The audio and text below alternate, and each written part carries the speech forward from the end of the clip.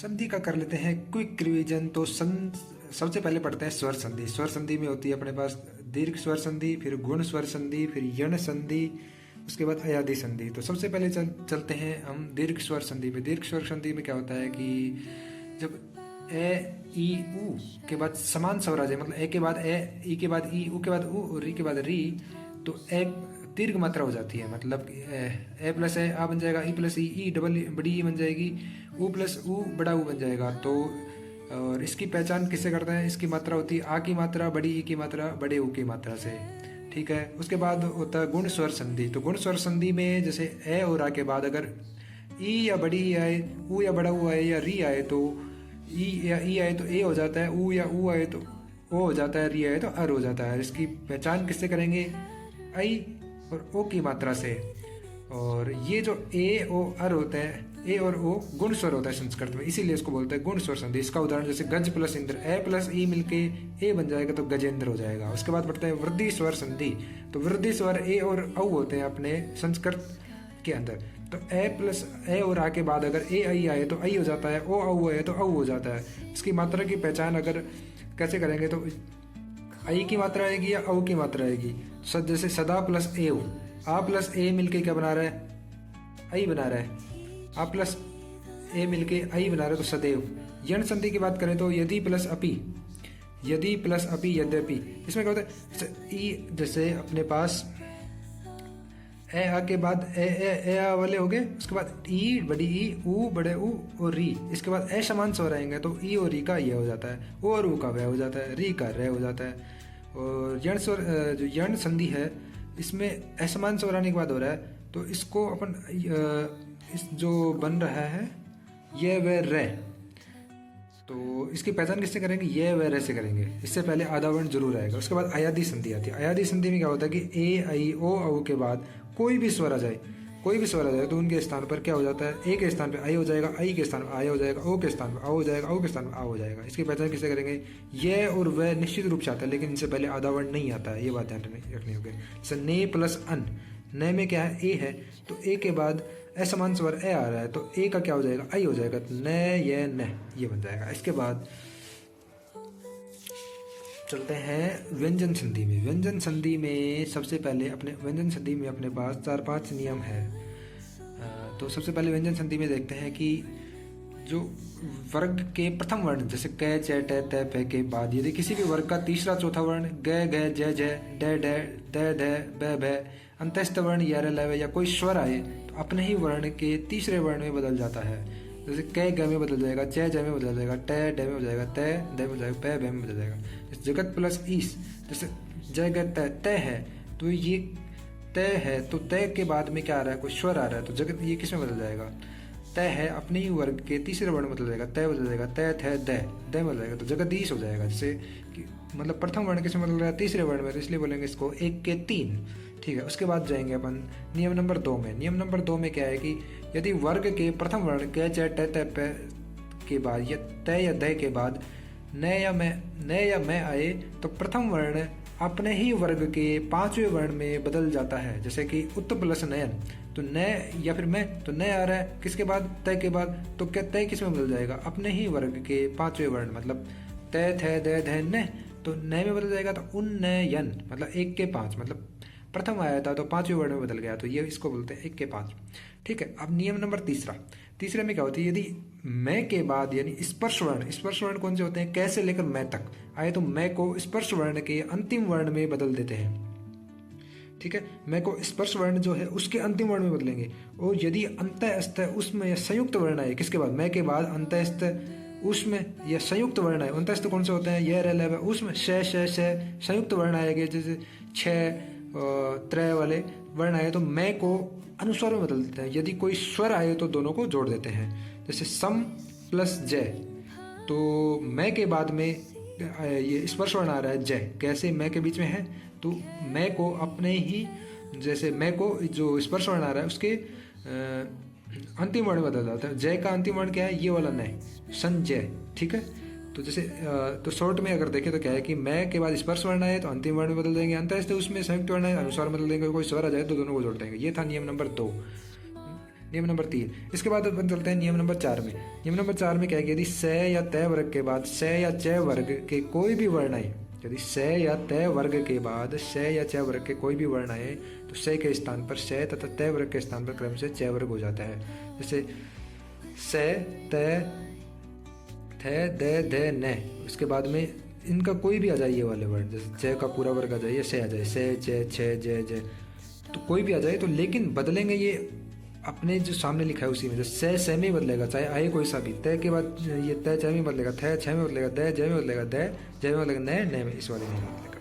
ठीक, जैसे निस प्लस चिंत, नि से है, से के बाद च आ रहा है, लेकिन से को किस में बदलना है, से सलगम वाले से में, निश्चिंत। ठीक है, उत्त प्लस चारण, ठीक है, उत्त प्लस चारण, तय आ रहा है, तय के तय दिख रहा है इधर, तय के बाद में ये इस वाले में से च दिख रहा है, लेकिन तय को भी च में बदलना है तो तय को च बदलना है, उच्चारण। ठीक है, परिवर्तन केवल प्लस से पहले करेंगे इसमें। ठीक है, इतनी बात समझ में आ रही है। उसके बाद अपन चलेंगे नियम नंबर 5 में। ये है विशेष नियम। यदि तय के बाद है वर्ण आए, तय के बाद कौन सा वर्ण आए, है वर्ण आए, तो तय के स्थान पर द कर देते हैं, है के स्थान पर द हो जाता है। मतलब 2 स्थानों पर एक साथ परिवर्तन करें, मतलब तय को द में, है को द में। ठीक है, तो जैसे उत्त प्लस हरण, तय के बाद है आ रहा है, तय को किस में बदल देंगे, द में, और है को किस में बदल देंगे, द में, तो उद्धरण, उद्धरण हो जाएगा। ठीक है, ये था नियम नंबर 5। अब इसके बाद चलते हैं अपन नियम नंबर 6। विशेष नियम है ये 6। यदि तय के बाद श वर्ण आए, तय के बाद कौन सा वर्ण आएगा, श वर्ण आए, तय के बाद श वर्ण आए तो तय को च में बदल देते हैं और स को छ में बदल देते हैं। जैसे उत प्लस शासन, तय के बाद स है तो तय को तो च में बदल देंगे, ठीक है, और स को छ में बदल देंगे, उच्छासन। ठीक है, अब ये तत् प्लस शिव, तय के बाद श आ रहा है तो तत् प्लस शिव, तय को च में बदलेंगे, स को छ में बदलेंगे तो उच्छिव, तच्छिव।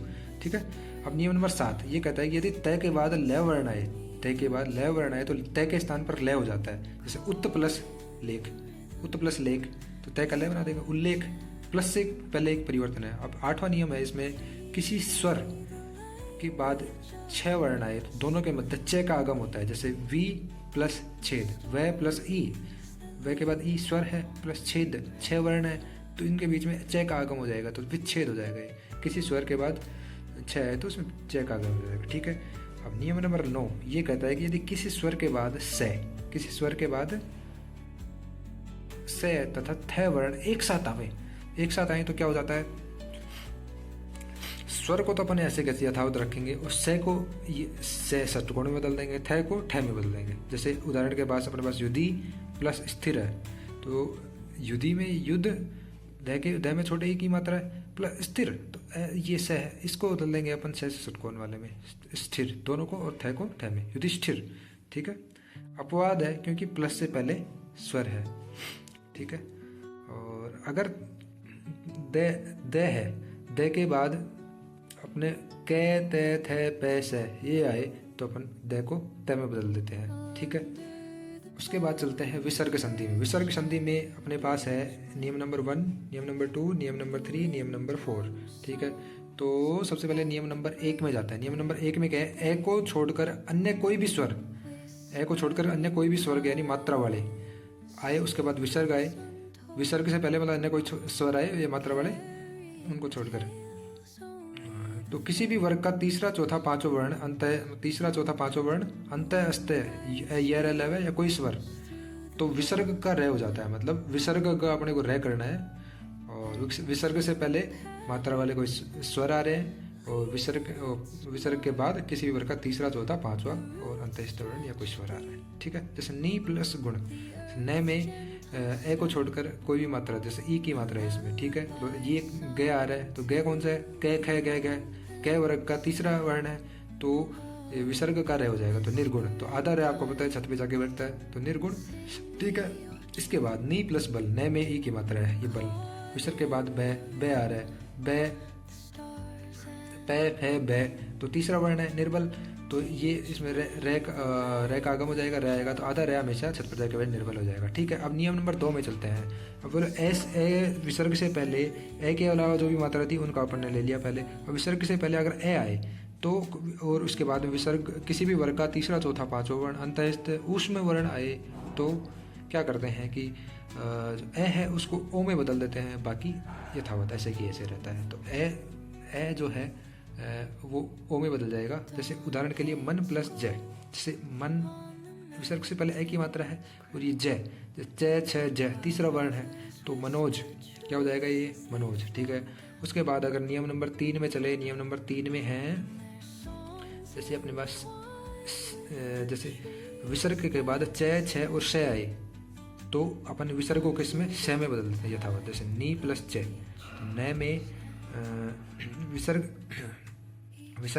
इसी में ये नहीं देखना कि पहले क्या है, नी प्लस जैसे च है, च छ विसर्ग के बाद च आ रहा है तो च को श में बदल देंगे। कौन से वाले श में, इस वाले श में, तो निश्चय। ठीक है।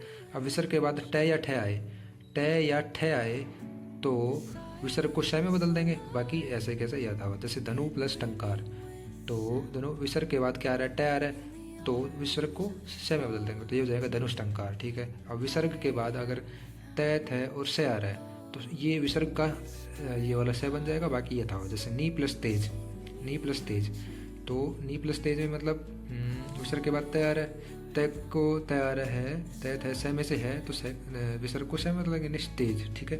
नियम नंबर 4, नियम नंबर 4 में क्या होता है, विसर्ग के बाद र वर्ण आए तो विसर्ग से पहले लघु मात्रा दीर्घ मात्रा में बदल देते हैं। जैसे अगर ये आ रहा है बस नी प्लस रस, तो विसर्ग से पहले क्या आ रहा है, र आ रहा है, नहीं विसर्ग के बाद र आ रहा है, वर्ण है तो विसर्ग से पहले जो मात्रा होती है उसको दीर्घ मात्रा में बदल। विसर्ग के बाद रह रहा है तो विसर्ग से पहले मात्रा नी में छोटी की मात्रा है तो इसको बड़ी मात्रा में बदल देंगे, नीरस कर देंगे। न जैसे नी है प्लस रोग है तो इसको निरोग कर देंगे। और ये नोट है, ये राघव प्रकाश की बुक से एक्स्ट्रा नोट लिखे गए। इसमें है ए और आ के बाद में अगर विसर्ग आ रहा है तो विसर्ग ए आ है, उसके बाद विसर्ग से पहले ए आ है और क उसके बाद में क और पे है तो विसर्ग का स हो जाता है। ठीक है। और विसर्ग से पहले ई या ऊ है और उसके बाद में क या पे है, क या पे या मैं है तो जो विसर्ग है उसका स हो जाता है। ठीक है।